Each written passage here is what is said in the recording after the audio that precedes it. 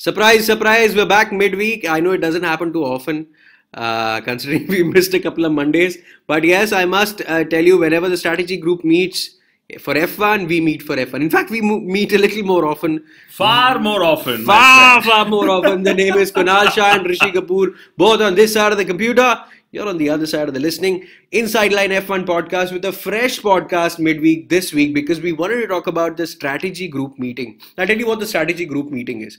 Well, heads of all the teams meet FIA. FIA makes the rules for Formula 1 and racing. The strategy group, well, they own the teams and run the teams. So everybody comes together to make Formula 1 more entertaining, Exciting?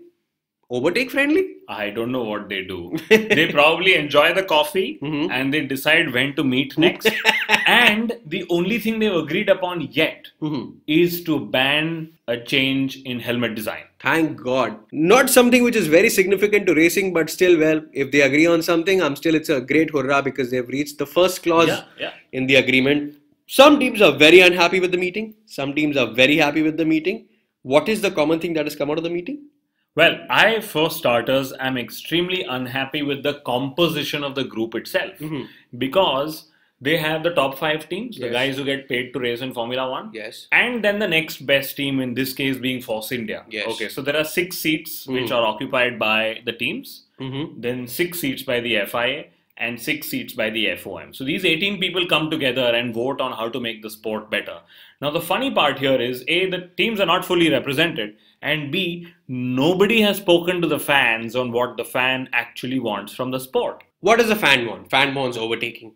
Fan wants fast cars. Fan wants controversies to a certain extent. And simple technology terms. I mean, today you have KERS and ERS and DRS and so many other things, you get confused. Yes. MGUK, MGUA. They sound like universities.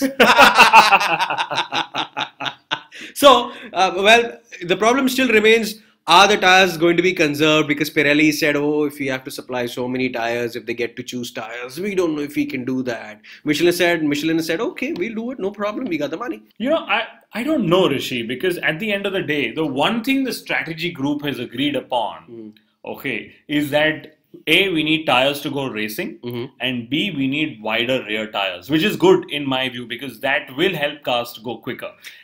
What I don't understand is when the wide tires start giving you great traction, the front end is still loose. We're still struggling for the front end grip because of dirty air. How's it going to work out? Well, that's all down to aerodynamics, which A, hasn't been clarified and B, will never be clarified. Okay. But the one thing I agree with is at least what the strategy group met, the objective as to why they met. They want the cars to go at least 10 seconds quicker in the next couple of seasons, which is brilliant because that's when you know that the cars are being driven to the limit. I mean, look at it this way. Fernando Alonso, our good friend, who doesn't have much of racing to do these days, he spent time thinking about where Formula 1 has gone wrong. Yeah. He's turned around and said that A, we've gone in the wrong direction. B, we've gone slower in the last 10 years. Okay. That's the same story of McLaren in the last 2 years. Wrong direction, slower. Well, at least they've not gone reverse. Trust me. The sport has somewhere gone reverse. Okay, but refueling to return, the big news is refueling. The refueling ban is going to go away. It's going to come back. Of course, it's going to make the cars faster. But is it cost effective? Is it going to be team friendly? It's a catch-22 for you and I as very avid Formula 1 buffs. Refueling is a great tactical addition to our strategy. Correct. Suddenly you pit for 6 seconds, I pit for 12 seconds and whatever comes in the way. But for new fans, no, absolute no. It's not what's needed because the fan is expecting overtaking to happen on the track. Here, what happens is because somebody's taken more fuel, he'll drive slow and he'll overtake in the pits. Okay. We anyways have overtaking based on tire strategy right now. So Correct. I'm not for refueling. Refueling being banned and the fact that all the teams were on the same fuel load was the only unifying and common factor in Formula 1 right now, which is suddenly gone away. Absolutely. And to add to that, the unsafe measures that come along the way. The fires that come along the way. Absolutely. And, given all the technology still, we saw what happened to Massa and his team in Singapore and what's happened to Jos Verstappen before and so many other drivers. Of course, they've come out unscathed. But why do you want to why do you want to make the sport daredevilry by adding refueling to the whole situation? Okay, the whole situation is also not answering how we're going to, get cars close to each other, because when the cars come close to each other, the front end of the car, the car that is trailing in the slipstream, suddenly doesn't have the front end grip, the tires are getting dirty, etc., etc. That is still to be addressed.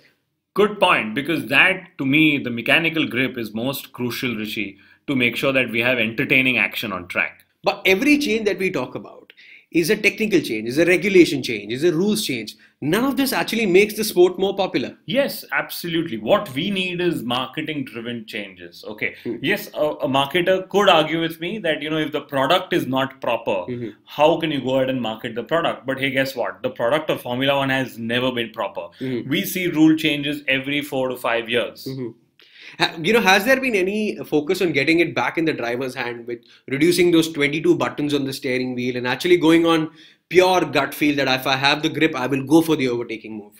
I wish they do that. I don't think that was discussed, or at least that's not public. But what is becoming public, again, which is very, very, very disturbing, is the whole concept of customer cars, is the whole concept of bringing a third car in, etc., which to me is where the future of Formula One lies or does not lie. Quick instruction now, Kunal. What is a customer car and what is a constructor's car? Okay. Very clearly put, a customer car is where you purchase technology from a manufacturer team. For example, if I'm Lotus and if I don't have the money to make my own car, so I'll buy the chassis from McLaren, I'll buy the gearbox from McLaren, I'll take the engine, I'll put it all together. All I need is some aerodynamics on the car. Yes, absolutely. So that becomes a customer car. Basis today's regulations, there are limits to what a team can purchase.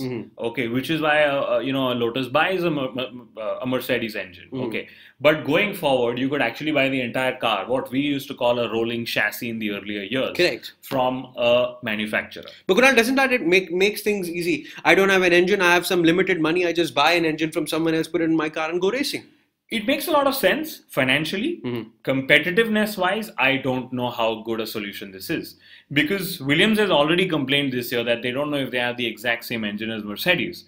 But so the same thing could happen then as well, that a customer team could end up purchasing technology but not get the latest technology, in which case they may not be able to compete with the team that they purchase from. Okay, and to me, that's what is a bit of a problem. I mean, you and I remember Jordan for its daredevilry. Force India has got podiums and has got pole positions on their own might. Lotus still a few years back were winning despite their financial troubles. This is all merit based. This is because they were building the entire car by themselves. Now suddenly you tell them that, hey, because you can't afford building a car by yourselves, you buy a car somebody else has built, is somewhere taking away their competitiveness as well. So I don't understand what the strategy group is doing. They're just trying to make the top 5 happy. And they're also giving a message that if you have the money to run in F1, you only run in F1. If you don't have the money, then you'll be an uncompetitive car. You'll be competing with 4 other lower teams and you'll be having a championship of your own, which nobody cares about. Yeah, I personally am very upset with the way the strategy group has handled the current situation. So they were actually going to meet to understand how to bring down costs, which hasn't happened. Bringing back refueling only adds to the cost. They were going to meet to understand how to distribute income more equally, which nobody spoke about. Correct. Okay. Here, in fact, they've turned around and said that, hey, if one of you drops off the grid, a Ferrari or a Mercedes or a Red Bull will run a third car, which will make up for the loss of, cars on the grid. So they basically tried to make themselves very important and make the midfield teams less important. The second thing they said is, hey, if you still want to be on the grid, you can choose to be a constructor and bleed money like you're currently doing. Or the only way out is you buy out a customer chassis from me. So it's basically not respecting all the efforts a Sauber has put in all these years to become who they are. I mean, today they are as legendary as probably a Williams. They may not have won as much, but they've been around for as long. But somebody who's been around for very long and he's got a big mouth, much bigger than ours actually, is Eddie Irvine, and he's made a very valid point here, okay? And I really respect the guy for what he said. It's kind of funny, but he said, it's quite simple. When I go fishing, I don't like getting 300 fishes in a day. That's not going to be entertaining. If I get that one good fish in a day, one full day of fishing, I'm going to be very happy and excited about it. He's tried equating this to overtaking in Formula One. If Wow. it comes in too easy, which means it's not worth it. It's not because it's difficult. It comes in once in a while. Correct. So it's all right if you don't have a lot of overtaking versus this DRS and the curves and the urge, which is artificial. I'm going to ask you a question, and I know what the answer is, and I know what you're going to say. But what comes to your mind when I say the words Hakkinen, Zonta, and Schumacher? Oh God! Oh God! Oh God! Yes, exactly. That's enough for a Formula One fan. Now, can you imagine had that move been made under a DRS zone? Correct. Would you have remembered, and would you have remembered God as many times? I'll tell you what happens. Because Michael was behind Zonta and Zonta was a lap car, Michael and Hakkinen would have both got DRS. They would have both opened the flaps and it would have looked a little manufactured actually. Absolutely. But going back to Eddie Jordan's point, okay, is a quick look back at the Monaco Grand Prix, which we spoke about in the podcast earlier as well. About Verstappen, about Hamilton. These guys were trying to make a battle out of nothing. Okay. The fact that they were battling made us happy. So even to a Formula One fan, as long as we are able to promise battles to them, they are okay if it doesn't yield in an overtake. Because even a good defense is fun to watch. Yes, and if you're on the edge of your seat all the time and if the overtaking doesn't happen, you are enjoying it for longer. Even more. Which happens in MotoGP all the time, and that's why it's very entertaining. It doesn't need so many rule changes. Absolutely. So all the strategy group has done is they've given you and me more dope to make fun of them and the sport. And that's why we may make an extra podcast midweek. You and I should be in the strategy group. Okay. We'll plan better sandwiches. And we'll bring back the grid girls, is it? Oh, I love them. I miss them. I'll tell you what they'll do next. Yes. They will ban the grid girls. Then when the viewership of the sport declines further, they'll bring back the grid girls to try and resurrect the sport's viewership. You do understand when the grid girls are banned, you and I get new jobs. Let's make CVs in bikinis.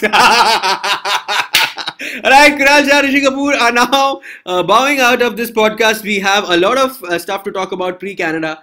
Yes, we'll be having the same tyre compounds. I don't know how it's going to yield out, but the history of Canada is quite rich and Hamilton loves that track. Rosberg needs a couple of very strong races to be mentally in the game. He's now just 10 points away. What is it going to look like? Rishi Kapoor, Kunal Shah get together for the Inside Line F1 podcast every week and sometimes twice a week. Yeah. Man laughs.